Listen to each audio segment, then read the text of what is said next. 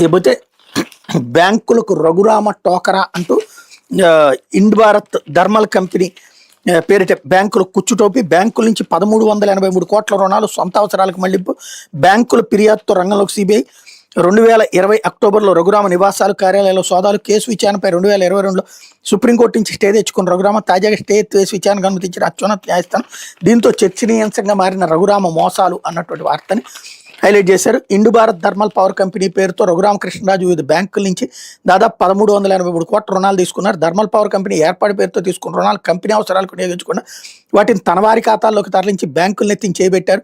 Punjab national bank దాని అనుబంధ బ్యాంకుల నుండి ఇండ్ భారత్ థర్మల్ పవర్ పేరు తీసుకున్న 826.17 కోట్ల రుణాన్ని పక్కకు మళ్లించడంతో పాటు తీసుకున్న రుణాలపై వడ్డీ కూడా చెల్లించడం లేదంటూ బ్యాంక్ సిబిఐని ఆశ్రయించడంతో రఘురామ్ మోసాలు వెలుగులోకి వచ్చినాయి.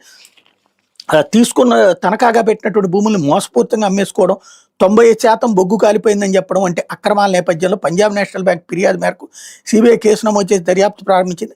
2020 అక్టోబర్లో రఘురామకృష్ణరాజుకి చెందిన ఇళ్లు కంపెనీలు కార్యాలయాలు 11 సిబిఐ ప్రత్యేక దర్యాప్తు బృందాలు సోదాలు నిర్వహించి పలు ఫైళ్లు హార్డ్ డిస్క్ని స్వాధీనం చేసుకుని సంస్థకు చైర్మన్గా ఉన్న రఘురామ్తో పాటు ఆయన భార్య కుమార్తె ఇతర డైరెక్టర్లపై కేసులు నమోదు చేశాయి.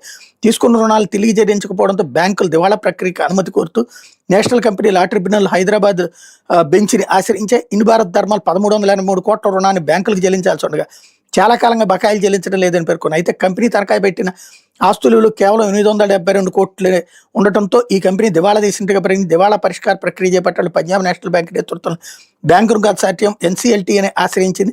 బ్యాంకు వాదనతో ఏకీపించిన ఎన్సీఎల్టీ దివాళా ప్రక్రియ అనుమతించింది అన్నటువంటి వార్తని హైలైట్ చేశారు.